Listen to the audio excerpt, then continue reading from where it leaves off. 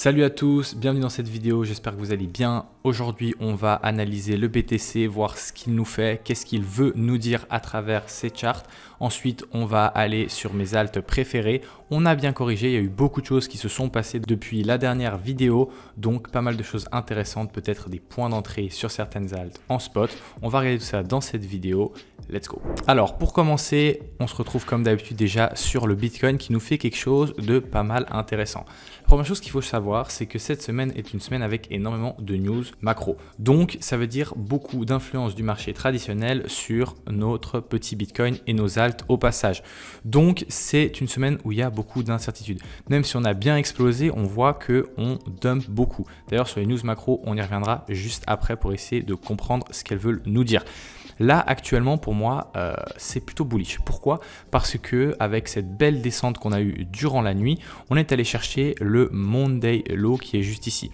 En plus, si on regarde en plus haut de time frame, franchement, rien de mauvais, on continue à suivre la tendance et tout simplement tant qu'on n'a pas cassé en fait cette trend haussière qu'on fait, pour moi ça vaut clairement la peine de se positionner sur chaque correction en tant que bull sur ce marché, que ce soit sur le BTC ou sur les alts. Maintenant, quand on se retrouve en daily, comme je vous disais, on est allé chercher ce Monday Low, mais si on perd cette imbalance, là, ça commencera à devenir moyen et on pourra se demander si on va pas faire une correction plus profonde comme on l'a fait ici. Quand on a commencé à perdre les zones ici, ben on est allé chercher beaucoup plus bas et on allait chercher la zone OTE.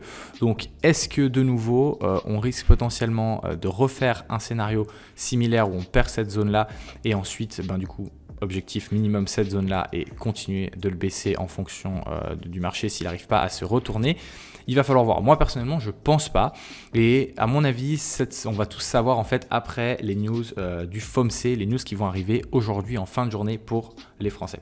Donc voilà, comme je vous le disais, ces news, il y en a pas mal et il y a surtout le FOMC. Le FOMC, c'est quoi? C'est le moment où les Américains décident s'ils veulent baisser les taux d'intérêt. Donc là, le marché price à environ 90%, il me semble, une baisse des taux donc de 4,75% à 4,50. Ça, c'est une news bullish pour le marché. Si on a l'équipe qui décide du FOMC, si ça descend ou pas, qui nous disent « Ok, on descend à 4,5 », ça va être interprété bullish.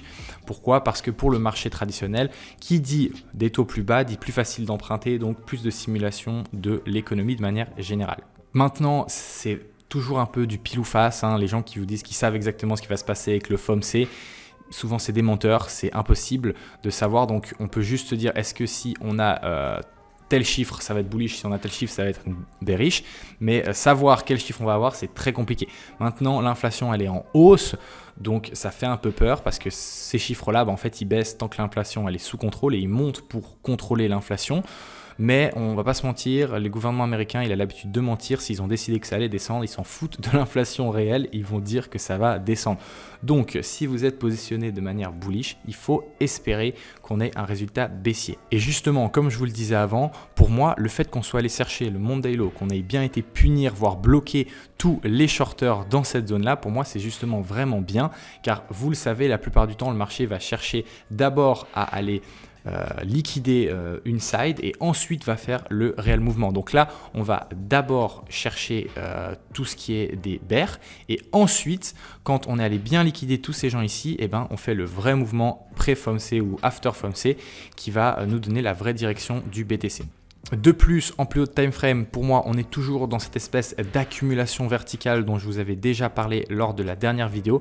Et les accumulations verticales, d'habitude, c'est souvent boum, une explosion et ensuite on fait un range. Le scénario idéal, ce serait tout simplement qu'on refasse exactement la même chose de ce qu'on a fait pratiquement aux mêmes dates l'année passée. C'est-à-dire une accumulation verticale. Regardez comme c'est exactement la même chose que la charte que je viens de vous montrer actuellement. Ensuite, une explosion, donc une impulsion haussière et ensuite ici un range et ce range là c'est le moment où la BTC dominance descend et on a nos alts qui explosent. Si vous êtes positionné que ce soit en spot ou alors en long, ce serait vraiment le scénario parfait et c'est ce qu'on espère qui va se passer. Maintenant, je ne vais pas vous mentir, Analyser la BTC dominance, c'est très compliqué, hein. C'est pas vraiment une crypto, on peut pas vraiment utiliser du smart money concept ou quoi que ce soit. On peut pas dire qu'on allait chercher l'équité comme il n'y en a pas vraiment. Donc c'est un peu plus compliqué à analyser. Mais d'après moi, en soi, on pourrait très bien être sur un top et repartir vers le bas. Mais pour être honnête avec vous, pour moi, il y a autant de chances qu'on soit sur un top que on soit sur pas un top et qu'on remonte plus haut avant de descendre plus bas. C'est pour ça que pour moi, il faut vraiment se positionner en spot et qu'être positionné, prendre des positions ici en leverage sur les alts, c'est très dangereux. Et vraiment d'un sens comme dans l'autre, parce que si vous prenez un long, il y a peut-être qu'on n'est pas encore sur un top de la BTC dominance et vous allez vous faire défoncer. Et si vous prenez un short pour essayer de capitaliser sur le fait qu'on n'est pas encore potentiellement sur un top et qu'on va monter plus, vous pouvez vous faire défoncer si vous avez tort. Et j'ai vraiment l'impression que c'est du 50-50, donc pas des bonnes probas pour un trader. Mais de nouveau, ce qui serait encore très probable, c'est juste qu'ici, on n'est pas fini notre impulsion haussière. Une fois qu'on sort vraiment de cette accumulation verticale, souvent, c'est un peu plus fort l'explosion haussière que l'actif fait. Et du coup, ce serait un moment où potentiellement, ce serait juste BTC qui pump, les alts qui ne suivent pas. Et du coup, une BTC dominance qui monte plus haut, ce serait mieux parce que plus la BTC dominance monte avec que le Bitcoin, plus nous, on spot sur les alts, on est bien parce que tout simplement, ça ne nous impacte pas, juste on pump pas. Et au moment où les liquidités se redéversent du BTC, et là, on fait notre magnifique pump du côté des alts. Vraiment, du coup, ça donnerait un scénario comme celui-ci où on aurait une plus grosse explosion et ensuite un espèce de range comme ça où le BTC range et puis un jour fait une explosion haussière de nouveau mais réintègre. Et là, on aurait notre correction en janvier dont je vous parle depuis un petit moment un peu plus longue sur les alts où moi, je compte re-rentrer encore une fois avec les TP que j'ai pris dans les derniers jours avant bien évidemment de faire la dernière phase parabolique du bull run où on s'en va et que tout pète en même temps. Voilà du coup pour le topo autour du BTC, vous savez ce que j'en pense pour les prochains jours / semaines. Maintenant on va aller regarder les petites alts qui sont intéressantes, il y a des zones déjà très belles si vous voulez rentrer en spot. Déjà on va parler de mon cher IO, j'avais partagé cette analyse sur Crypto Pro, donc je pensais qu'on n'allait pas forcément descendre plus bas que ça, je trouvais que c'était bien qu'on allait garder en fait cette belle FVG daily. Maintenant on la tient pour le moment, mais est-ce qu'on va la tenir? Pour moi, le plus safe si vous voulez rentrer, c'est tout simplement comme d'habitude la zone OTE et on s'en rapproche dangereusement si le marché devait faire plutôt quelque chose comme ça, donc où on irait vraiment chercher cette zone OTE. Pour moi, là, c'est un achat Gucci, un magnifique achat. Si vous êtes toujours pas in, perso, je suis in depuis vraiment très bas, 1,7. Donc je suis tranquille, je l'espère, et je vais tout simplement hold ma position. Mes premiers TP personnellement, ce sera à l'ATH, mais pour être honnête avec vous, je vous l'avais déjà dit dans une précédente vidéo, je pense que IO va aller bien plus haut que son ATH et va nous faire un très beau multiple à 2 chiffres. Maintenant du côté du RSR, je ne sais plus si je vous en avais parlé dans une précédente vidéo, je crois pas. J'en ai acheté également. Pour moi on est toujours dans des zones très intéressantes, hein, franchement zone OTE depuis ici. Donc vraiment propre. Moi personnellement je suis déjà in dans cette zone là. J'avais pris un TP à 2,8 et je suis re-rentré. Pour moi ici en spot les gars, c'est des très belles zones. Vous cassez pas la tête en spot, votre objectif c'est pas d'être toujours à 1% près, trouver la meilleure entry. Si vous trouvez votre entry à quelques pourcents près, c'est pas grave. Ce qui est important, c'est d'être in dans le marché. On a également le PIT que je surveille toujours beaucoup, qui d'après moi va choquer beaucoup de gens. Je vois qu'il commence à y avoir des gens qui perdent confiance dans le PIT. Une énorme accumulation comme ça avec la force qu'il avait durant les derniers jours, les derniers mois, donc dans la première partie du bull run. Je pense que quand ça va partir très fort. Franchement, je pourrais mettre ma main à couper qu'on va casser cet ATH très bientôt. Et pour moi, cette zone-là, franchement intéressante, hein. On est sur une zone qui était avant résistance. Donc comme vous pouvez le voir ici ou ici, maintenant c'est devenu un support pour moi ici en spot. Même si on descend plus bas, c'est un bon achat. Il ne faut pas vous casser la tête de nouveau. Si vous êtes en spot, si vous avez l'achat ici ou l'achat juste ici à 3% de différence, ça va rien changer. On a également le JITO qui d'ailleurs a eu sa libération. Personnellement, je ne l'analysais plus trop parce qu'il avait sa libération juste ici. Mais de nouveau, franchement, moi je me casse pas la tête. J'essaie pas de faire des analyses de fou. On est tout simplement sur la zone pivot ici. Acheter dans ces zones-là, c'est intéressant. Et puis, personne ne me fera dire le contraire. On peut dip plus bas. C'est pas le meilleur setup du monde. On a déjà bien pump, etc.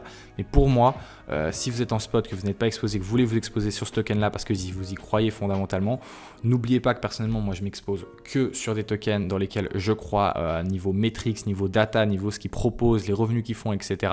Vous avez mes autres vidéos où je parle plus en détail que ça. Ensuite, je regarde la chart pour voir où est l'entrée la plus optimale, mais je ne rentre pas non plus sur des tokens dans lesquels je ne crois pas. Donc pour moi, ici, on est déjà sur une très belle zone.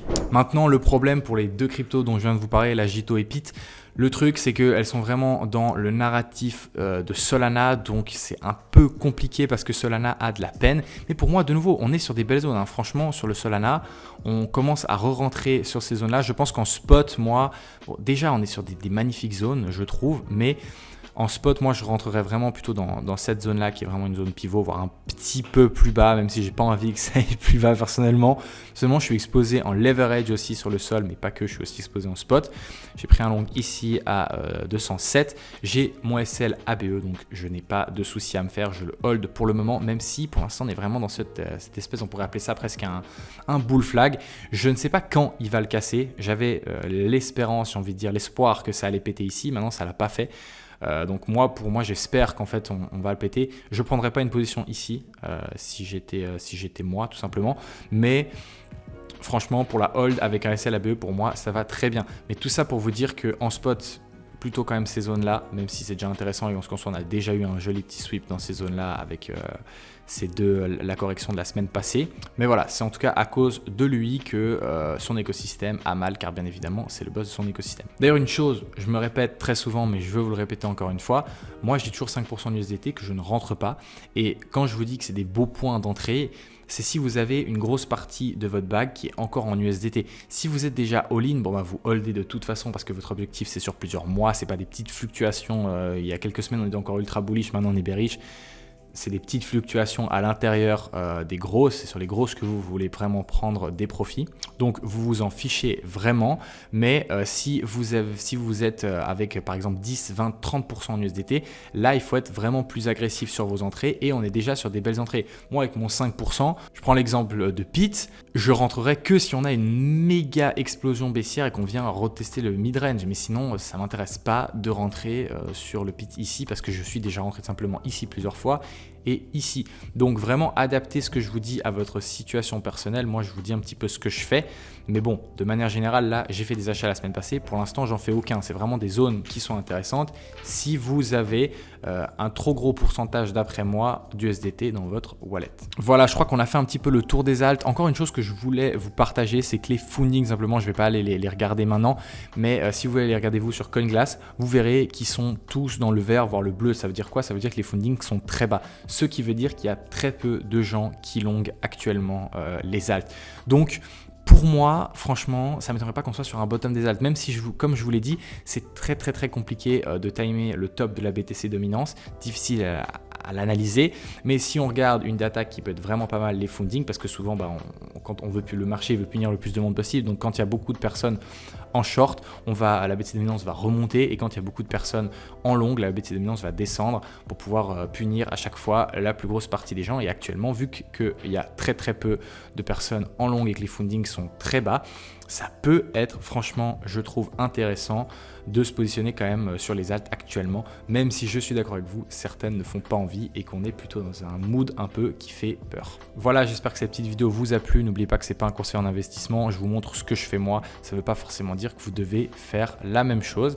Si ça vous a plu, n'hésitez pas à vous abonner, à laisser un petit like, même un commentaire. D'ailleurs, si vous avez des alts que vous voulez que j'analyse, que ce soit au niveau fondamental ou au niveau graphique, n'hésitez pas à me le dire dans les commentaires et dans la prochaine vidéo, j'essaierai d'en faire le plus possible. Je vous souhaite à tous une excellente fin de journée et on se revoit dans l'order book. C'était Arthur, ciao.